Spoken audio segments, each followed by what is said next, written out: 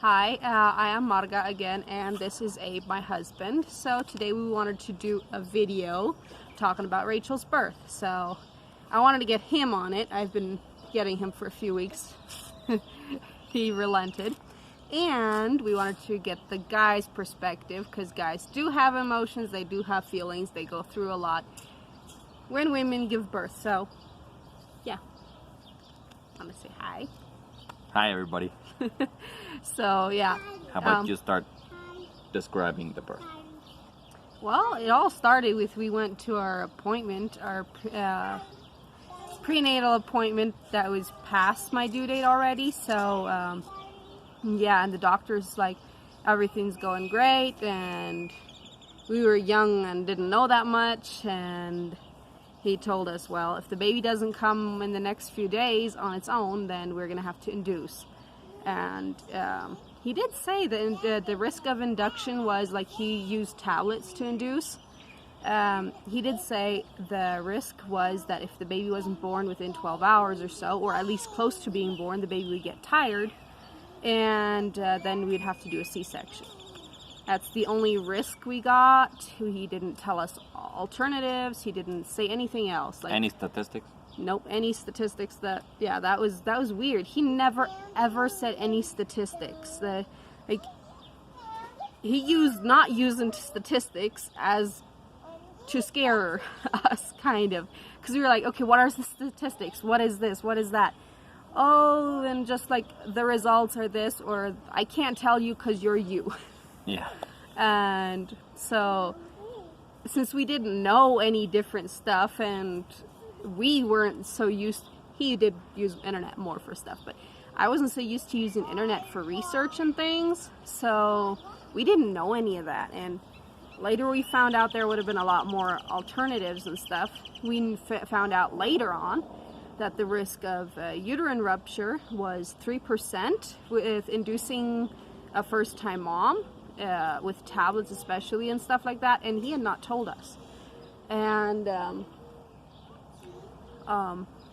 also that there are alternatives, like there's a Foley ball, there's the intravenous induction, which they can turn off, and then you can rest for a few hours or something if it doesn't progress or something. So he did not tell us about any of those, so, which was a bummer. Anyway, so what also happened, he said, okay, 8 days past due, if labor hasn't started on its own, you'll take these tablets the night before. After 9 o'clock, you don't eat, you don't drink water, nothing goes into your stomach again because of the risk of vomiting. While C-section, in case it would be in case of a C-section, yes. And so I am a person who is used to eating, and that was not my cup of tea. And I needed my strength, and well, the next day I did take my tablets. Well, I was supposed to, of course, drink the water to take the tablets. I wasn't supposed to swallow them dry, but... Mommy, I'm doing a challenge. What challenge are you doing? It's about stones. Okay, you're doing a stone challenge? Yeah. You go do. And somebody has to win the team. Okay. Yeah. Are you challenging Kendra? Yeah, because she found one stone. Yeah. Nice big one. Yeah, I hit that stone. Yeah. Now you go do the challenge. And I used some of that to win the stone. Great. And so yeah, I took my tablets, I started getting contractions, and started getting them pretty quickly. Like, I had read books and stuff about births, trying to learn as much as possible about everything about births and how it was going and everything. So, and then... It was really quick. Yeah, my contractions, they started like one on top of the other, which we later have learned is normal for me, so... Yeah. That was with my second. I was going to go into labor naturally, so I was like, okay, maybe now at least I'll get like other women say, like 5 minutes in between contractions. But no, once I'm in labor, once it's contractions, 2 minutes, 1.5 to 2 minutes, and then their contractions last for about a minute or so. Yeah. So barely a breather, and then on goes the next one. So I had that going on, and I didn't know if that was from the induction, what was going on. And we were hanging out at my sister-in-law's, playing cards and stuff, and she's like, once I was as bad as you, I was close to delivering. I think you should head to the doctor. And we did that. And the doctor's like, you came back already? I mean, like, what are you doing here? But since you came here already, I mean, I'll just let you stay. And I was having contractions there while talking to him, and apparently he didn't notice. Yeah, and he was attending other clients while she was in labor. Also, he didn't. The only thing he instructed her to do was to walk, literally, just walk, and nothing else. She couldn't change any. It was not even sit down. Just walk the whole time. Yeah, and I'd been walking for a few hours while he was attending other clients, and then he was like, "You got to be quiet, because don't make any sounds, because I've got clients." In the next room. Yeah. I mean, what's that? And then walk. And I was getting really tired. I hadn't drank water. I hadn't had food. I was getting exhausted. And his mother came in. Like, she was like, okay, do you know what you're having? Because it was like a small clinic. So him and his dad, they had like this place where they had this clinic, and also in a different room, his brother, who was a dentist, had his dental stuff. Anyway, so his mother came in, and she's like, you having a boy or a girl, or don't you know? And it's like, we didn't know, so she's going to bring a yellow blanket for whatever. Yeah. And she noticed that I was having contractions one after another. So my gynecologist's mother went to tell her son, who was my doctor, that my contractions were that close together. He didn't bother asking me how close my contractions were, how long they lasted, or anything. He was just like... And since he was busy with other people the whole time, he didn't even monitor her. He didn't care. He just checked her every once in a while to see if she had dilated. That was it. Yeah, and he did, even though he didn't notice my contractions. Oh boy. This is a weird thing. He didn't even notice how close my contractions were, but somehow... he always knew if I sat down. I had just sat down, and he would come in there and say, if you sit down, we're going to have to do a C-section. Like, he kept saying it like a threat. Mm-hmm. And I did not. Now thinking about it, I wouldn't take that anymore. I wouldn't let him do that to me. I wouldn't let him treat me like that anymore. But at that time, we were both young and innocent, even though if we would have been older, we wouldn't have known any much more either. So... since we do live in a Mennonite community, people do not talk about births it's a lot. in the culture. That's a topic that's kept off the table all the time. Yeah, especially before marriage. Like, before marriage, that's a given. You will not even hear about it. Or before you've given birth. Like, go into it blind. Yeah. The stuff I knew was because I had, at the local library, I was kept borrowing books at MCC. So also, the midwife had told us a few things. Yeah. My brother was having a baby too with a midwife, and she did explain us very few things, just like on the fly when we met her. Mm-hmm. So that was as much as she could. Like, what she did to us was a favor, like a huge. So it helped us that she did that, and I'm super thankful for that. But sure wish we would have gotten her to treat us too. And so anyway, you're welcome. Before we started the induction, I was at 1 centimeter, and at 5 a.m. I had to take my first piece of pill. Like, it was a pill that he broke into tiny little pieces. And at 8 or 9, something like that, I had to take the second little piece. And then by the time we got there, I was at 3 centimeters.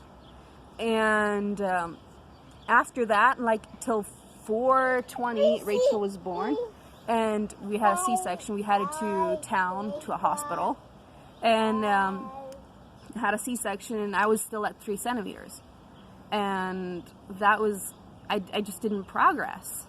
Maybe I progressed before, but at the doctor, I certainly did not progress. And what I also learned later, that I don't know if somebody else might find it helpful, or like can talk to their doctor about it. Like, I'm certainly no professional. I cannot give certain advice and say this will work for you. I'm just saying what didn't work for me and what I learned maybe could have worked for me. is like some people have said like if they got induced and their body got so stressed it couldn't relax through the contractions, that if they got an epidural, their body got to relax and you could actually start dilating again, that you made progress to to have the birth. Like, so I was really sorry. Now looking back, I was sorry that I didn't after getting the epidural ask, may I have another 20-30 minutes, maybe see if that did any difference, if that made any difference at all. Because my other births, now my VBACs, they have been very fast. So, like my VBACs, both of them together have been about the amount of time that my failed induction took. Yeah. So, that was so weird. So, yeah. And now looking back, I would not let a doctor threaten me. Oh, and before we headed to the hospital, we were asking him, okay, what are the chances? Because we were getting close to the 12-hour mark. And we asking him, what are the chances of me still making any progress of delivering this baby vaginally, naturally? What are the chances? What are the odds? And he says, I can't give you odds because you are you. Mm-hmm. And if you go bad, that is you going bad. So, and that was like, okay, well, it could be me and it could be bad and it could kill me or the baby. Yeah, the thing is about statistics, they always say stuff like that, the doctors, but there is numbers they can throw at you. Like, there is an average, for sure. There has to be, like, everywhere is an average. He could have told us. The thing is, he doesn't even know. He doesn't even care to know. That's the problem with that doctor. He never did. All the stuff we asked him, he always came up with that kind of answers. He never gave us a single number, and even still to the day, if we would ask him what percentage of the births that you attend are C-sections, he would not even tell us. Yeah, doctors around in this area, they don't know. When we had our They don't even make the numbers. They don't even care to make the numbers. Yeah, when we had our second, our midwife had moved more here permanently. She was from out of country. So she had moved here more permanently because she saw how badly C-sections were abused here, how many women had C-sections that were not needed and that were somehow just like in our case, like it wasn't necessarily that, because everything with the baby was fine. If we would have, if the doctor would have given us a few more days that the baby could I could go into labor naturally, the chances of me actually giving birth vaginally would have gone way up. Yeah. Yeah. Also, with the second birth, how much did you go overdue? 10 days. 2 more days. 2 more days. So yeah, and with Kendra? 13 days. Yeah. So there we go. So that was bad. And for a first-time mom, like, of course I agree. And with our other kids, like when we did have them with a midwife. We'll tell those stories some other time. But yeah, like, we have always taken safe precautions. The midwife is super duper precautious. She has had years of experience, which is why we were comfortable doing VBACs with her. And yeah, after I'm overdue, I think I've been coming like every day or every other day. Depending on how far overdue I go. And after the overdue, like, my midwife doesn't do ultrasounds, but then, like, last time I was 6 days overdue, I think, then we had to go do another ultrasound just to make sure everything was okay with the baby. It was perfect? Doctors around here, there are some who say, like, midwives, they're so reckless. She's not. But our midwife, we have found, is very, very precautious. She will not toot her horn or something. And also with the second birth, we did actually go to a hospital, and she delivered there. So because just to be on the safe side. Yeah, just to be on the safe side. So that's how much she takes care of us. Mm-hmm. And even though she does have equipment for a lot of emergencies, and she is trained in emergencies, how to handle them and everything. So, yeah, our midwife is awesome. And for those who have had a C-section, I would recommend, like, if you have another child and you want to try vaginally, there are some criteria you, of course, have to meet, but there are definitely, you just have to know them, and if you meet them, you can totally have a C-section. Unless your doctor doesn't support them, then find someone else.